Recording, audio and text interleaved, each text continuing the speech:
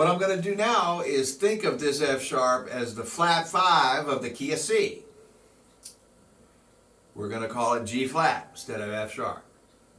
And I'm going to go to a chord, a dominant 7th chord with a flatted 5th. We're going to keep it in the key of C, C7, flat 5. Putting chords under the microscope like I'm doing, I find that we play a lot of music. People play from start to finish a lot. I like to put one chord under the microscope and realize what scales and arpeggios are played with that chord when we improvise. It's essential. And I include myself in this. I wasn't doing it enough and playing the music from start to finish and not really getting inside the chord and really realizing how many things you can do. What I'm going to do is take this chord of C7 flat 5 and talk about the notes that are here. I'm going to go to the 3rd fret and just play the shape. The root on the 5th string is C. The first finger's barred over, like as you can see, I'm barring 4 strings on the 2nd fret, and the next note on the D string is the 3rd of the chord. That's an E natural. The 7th of the chord is played with the 3rd finger on the G string, which is B flat. So that's obviously C7. You can hear that from the folk chord of C7, but we're just refingering it now, so it's a movable situation. We're refingering the chord. Root with the 2nd finger. 1st finger is barred, meaning all strings are pressed down with a bar right there on the 2nd fret, and the note is E, which is the 3rd of the C chord. That's a major 3rd interval. The 3rd finger now plays the G string on the 3rd fret, which is the note of B flat. C, E natural, B flat. The pinky now is going to play right there on the 2nd string on the 3rd fret, which is a D. We can call this C9 if we want to. It's got both the 7th, the flatted 7th, the B flat. It's got the 9, which is D natural, and the root in the 3rd. So right now on the inside strings, we've got C, E natural, B flat, and D natural. We are barred over, meaning that high E string is going to activate the G flat. And there's the sound of C7 flat 5. We could also call this C9 sharp 11, because that F sharp is the same note as the flat 5. It's an augmented 4th, it's a sharp 11, it's a flat 5. It's all three. We call it sharp 11 because it's up an octave from where we are in the root. Sometimes people are very confused about terminology and what to call them. In this case, that one note of F sharp is the sharp 11. It's also an augmented 4th in the C scale or a flatted 5th. So I've got the chord. Now, what scale would help bring all these notes out? So I'm going to move to what we call the half-whole diminished scale. It's a lot of fun to play. It lies well on the fingerboard, and I'm going to do it slow so you hear it first, and then we'll talk about how to actually physically do it and how to apply it to this chord of C7 sharp 11 or C7 flat 5.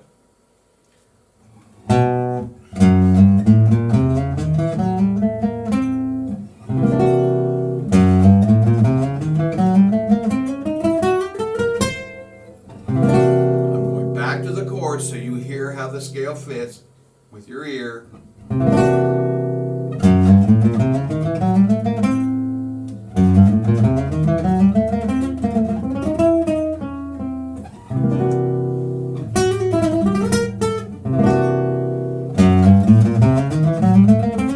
So it's half step from the flatted fifth of G, G flat. We're going to slide that first finger to G. So right now I'm teaching you how to play the half whole diminished scale.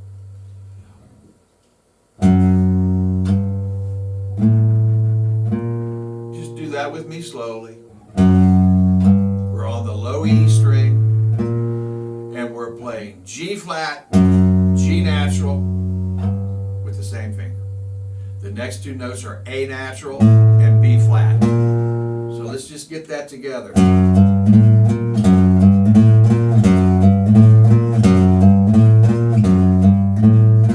All we're going to do, folks, is continue on the fifth string. So we're starting on the flat 5, which is G flat on the low E. We're going to go to C natural and slide again to the D flat, E flat, E natural. So now we have this sound.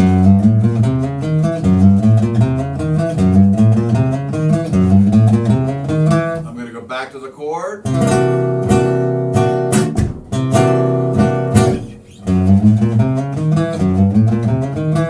We're going to continue up the strings now, and it is exactly the same technique.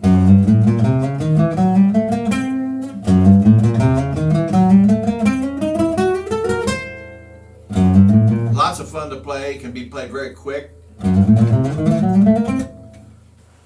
Half whole. I want to make sure you know what I mean when I say that. Half step, whole step. A whole step is 2 frets on the guitar. And a half step, of course, is, I'm sorry, I'll say that again. A half step is 2 frets. And then 2 frets away from this note is a whole step. G to A, that's a whole step. So this is called half whole diminished. Here's the chord, here's the scale. Well, this is very, very kind of closely related to just straight ahead C diminished. I want to move to just a straight diminished sound.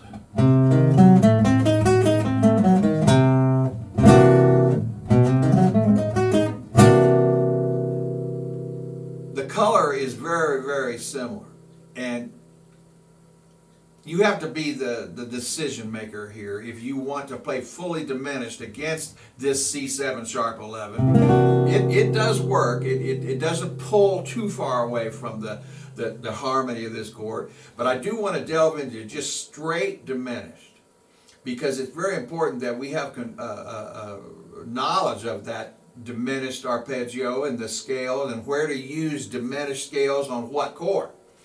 Well, in this case, a diminished arpeggio is used on a diminished chord. So here we have C fully diminished. I'm going to play the arpeggio.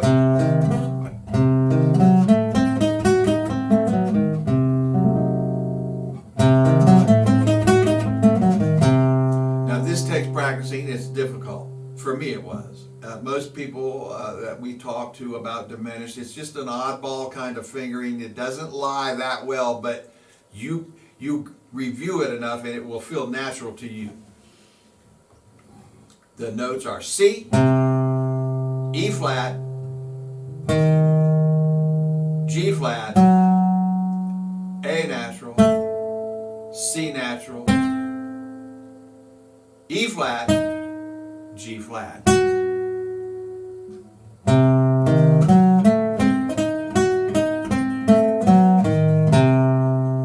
Chord, arpeggio.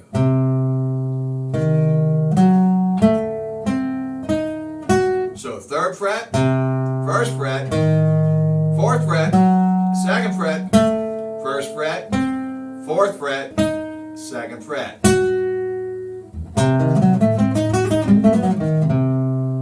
Now what happens here, I'm going to continue playing all down the fingerboard with the same technique.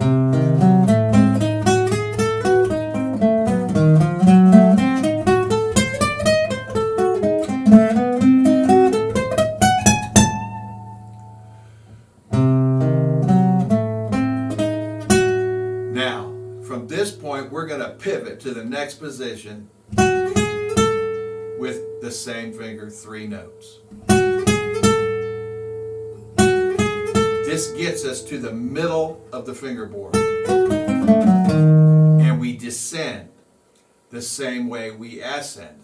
It's the same notes, the same configuration, the same order.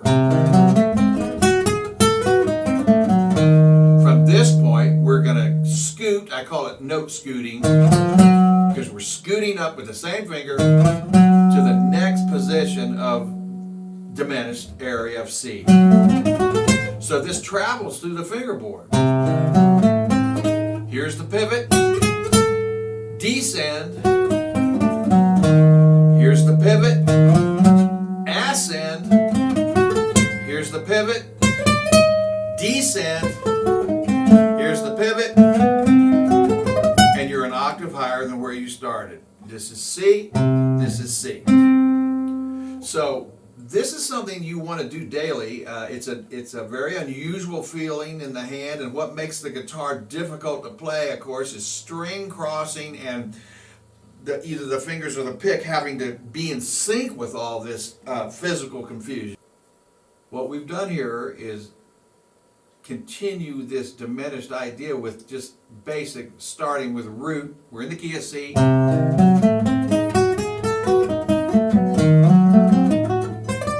And we've talked about how to seam that arpeggio together so it travels through the fingerboard via a pivot note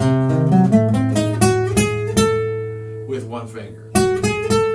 So here's the pivot right here, and we descend back to the third finger. We scoot, half step, whole step, whole step, half step, and then continue with the ascending of this arpeggio fingering. So here it is slow.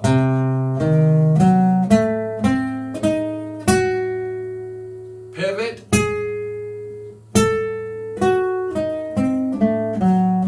Pivot. Pivot. Pivot.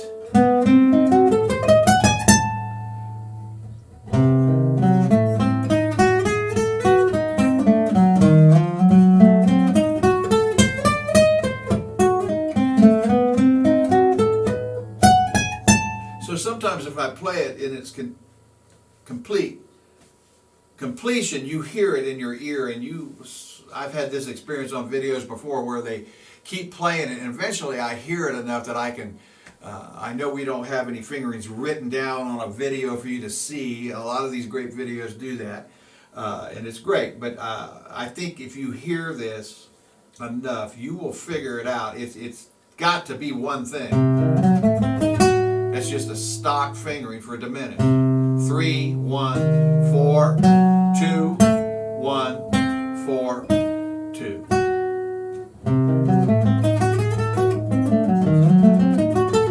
So it starts to feel really natural. Again, it lies well on the fingerboard and it travels very smoothly once you get this. Again, it helps to swing it.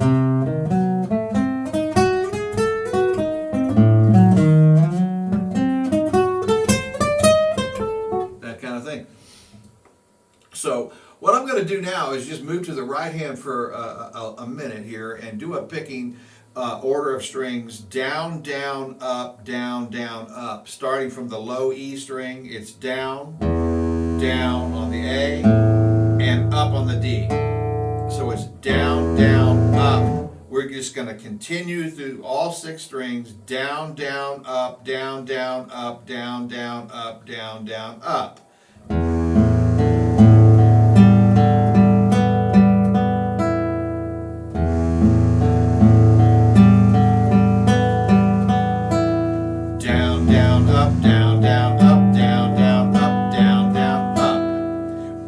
Triplets. We want to get that so it's fairly quick.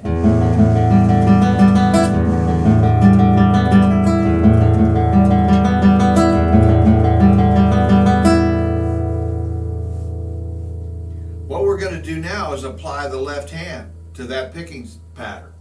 And we're going to keep this chord C diminished. I'm going to start on the low E string with the first finger and make a geometric shape of 1, 2, 3.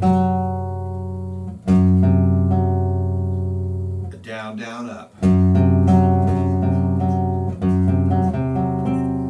going to cross over and do the same group of fingers on the A string, the D string, and the G string. The notes are C, G flat, and C natural on top. So we have from the beginning G flat, C natural, G flat. We're going to cross over to the 3rd fret on the A string, do the same thing. The notes are C, G flat, and C natural. So with the down, down, up picking, we'll have this effect. I'm going to play the chord C diminished.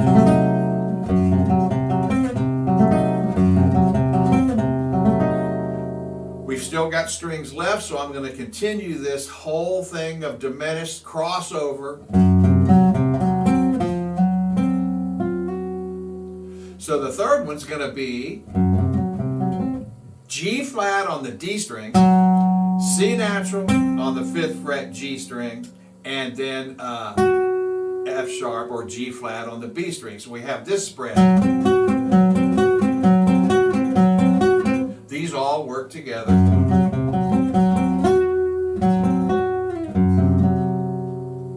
We've got 3 strings left to play this effect on. So the fingerings are 1, 3, pinky. So we have this effect.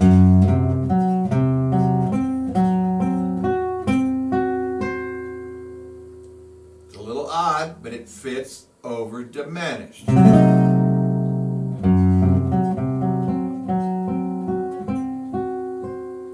The wonderful thing about diminished is that it's symmetrical. It moves in 4 frets.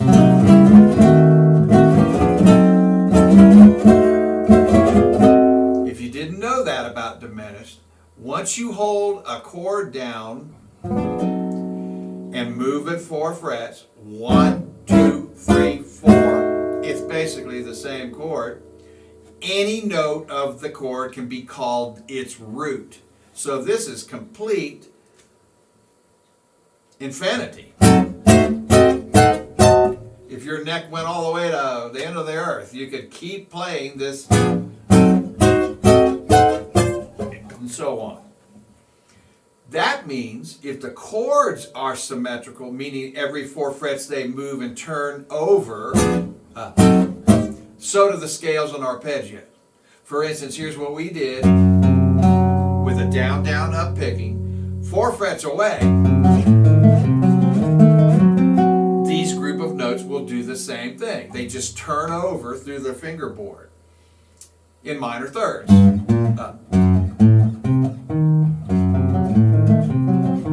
Every group that you just played will all move across the fingerboard with 4 fret movement.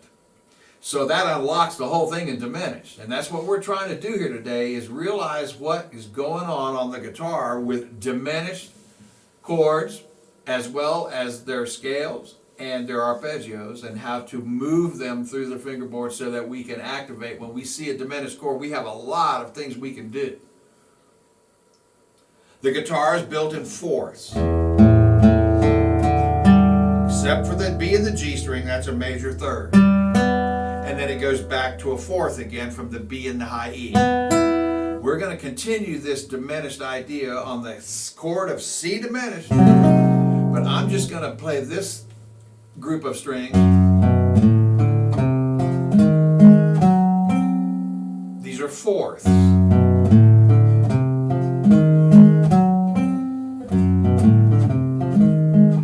Diminished material that can be played over a diminished chord.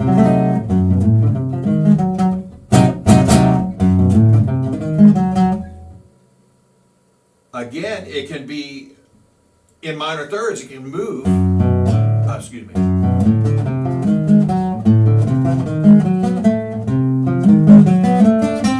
the same physics, we just think 4 frets and move.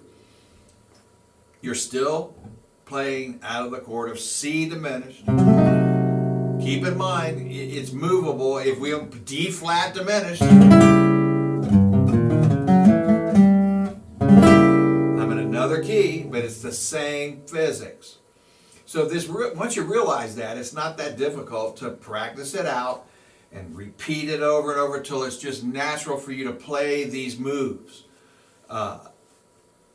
Again, realizing diminished, we've talked about a stock, meaning a stock fingering.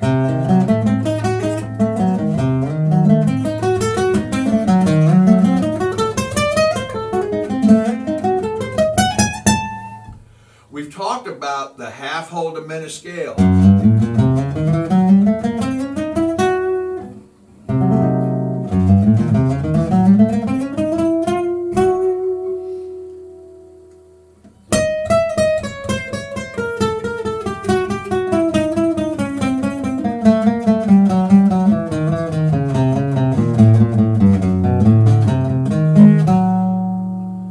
What I'm doing now is playing the half-whole diminished scale, but I'm sequencing in descending.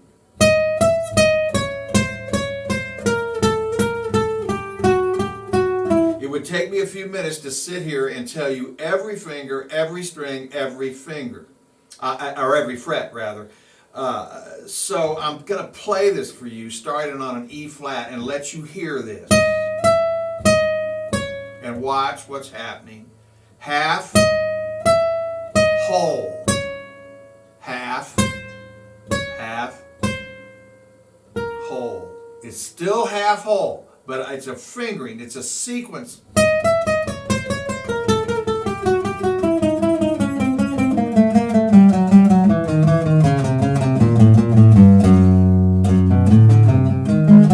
Go back to the chord.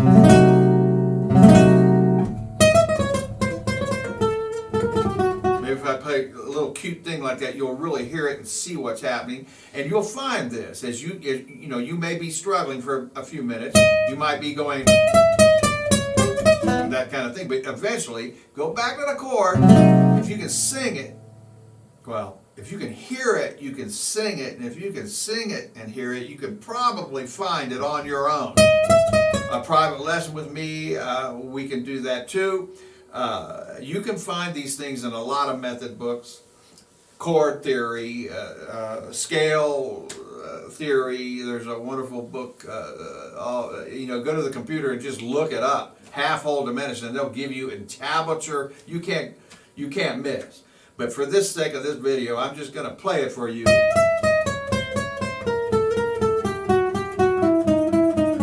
See what's happening. It's just a sequence of fingers, and it does start to lie well as you play it.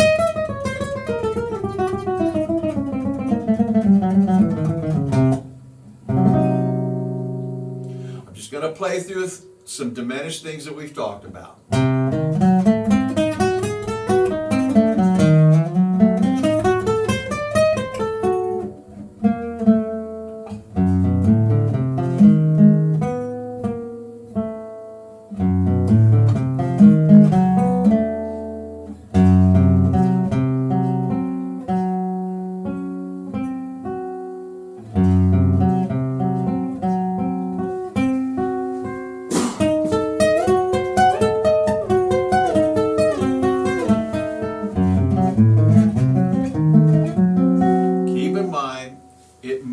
In 4 frets in minor thirds. Every activity, every physical thing I'm doing here will move across the fingerboard within 4 fret range.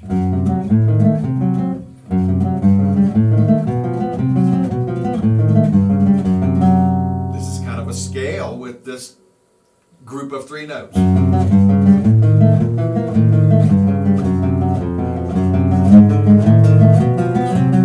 It's still all diminished.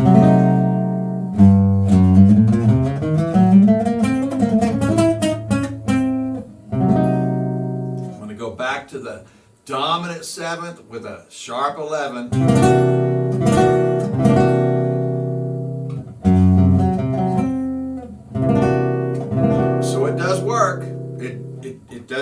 move too far away from fully diminished to dominant seventh with a sharp 11, with the root being C, of course. It doesn't travel too far away from that color. So you can employ all of this diminished material over this dominant seventh sharp 11 and get away with it.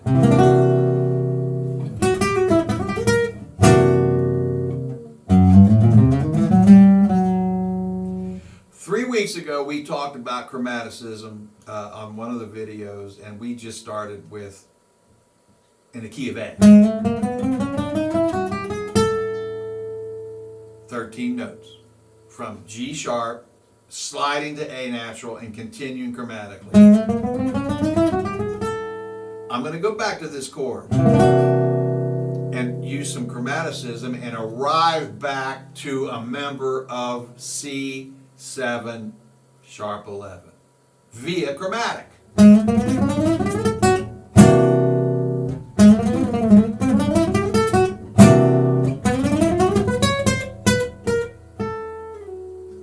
So you see how this works.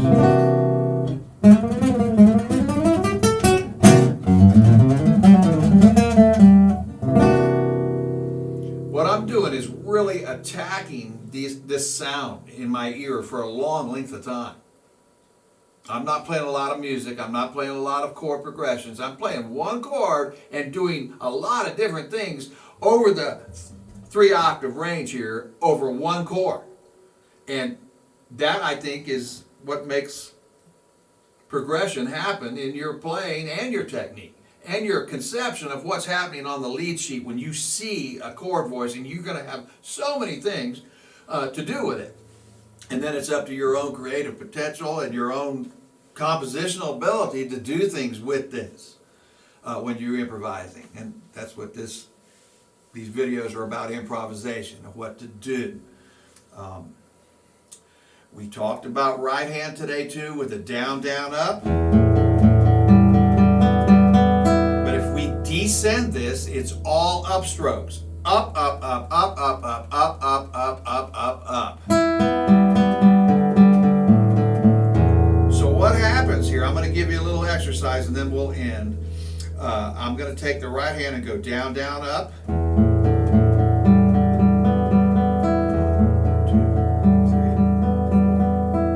4 of those. 4 groups. 4 triplets. Triplet, triplet, triplet, triplet. For you young kids, if you want to remember this, say wonderful, two-triple, three-triple, four-triple. Wonderful, two-triple, three-triple, four-triple. And teach it that way. Wonderful, 2, 3, and 4. Wonderful, 2, triple, 3, triple, 4, triple. Triplet, triplet, triplet, triplet. You want to get that quick. When you descend, it's all upstroke. So here's the pattern. When you get to the apex, as you ascend, you want to repeat that E string so it balances out in time. Triplet, triplet, triplet, triplet. Repeat up on the E string so it balances it out. I better do that slow.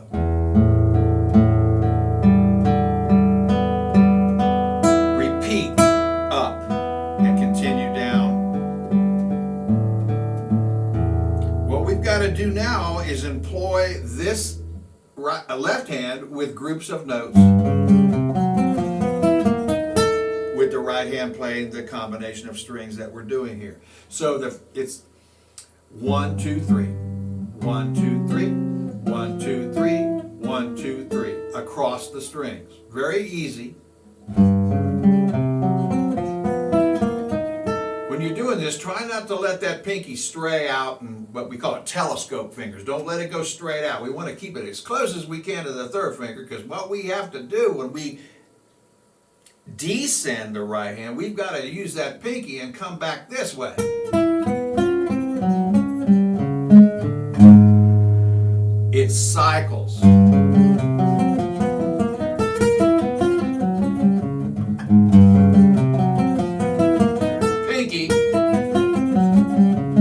very difficult. This is very difficult to do quick.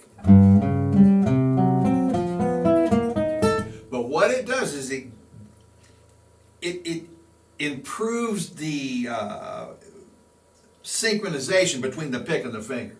That's very difficult to do. Playing the guitar, I think that probably the most difficult thing about this instrument is crossing strings and getting your fingers and your pick in sync with what's happening with the fingertips of the left hand. And it has to happen in nanoseconds. It's very quick, so do it slow. Now you're probably wondering, where could I use that in music? I'm going to play a blues, and you'll hear that device in the blues. We'll go to the key of C again.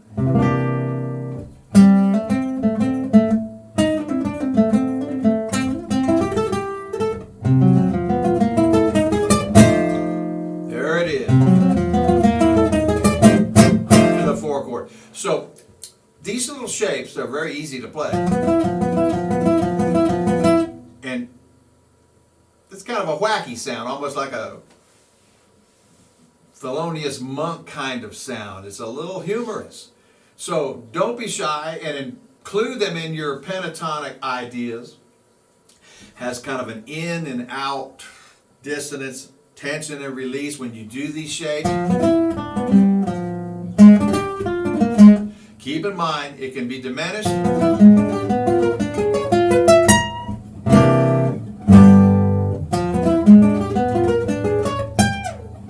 There's the key of G. There's the shape. 1, 2, 3.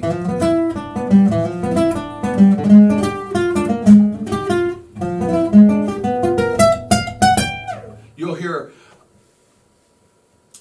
an assortment of players do this in jazz. They do it in bluegrass. It works in all music. It's a kind of a humorous sound, utilizing diminished ideas inside, basic chord progressions. So that's a lot we did today. We're going to continue next week. I'll come back and do another video. We appreciate Kevin Smith for having us, and have fun with your guitar, and we'll see you again soon. Thank you so much.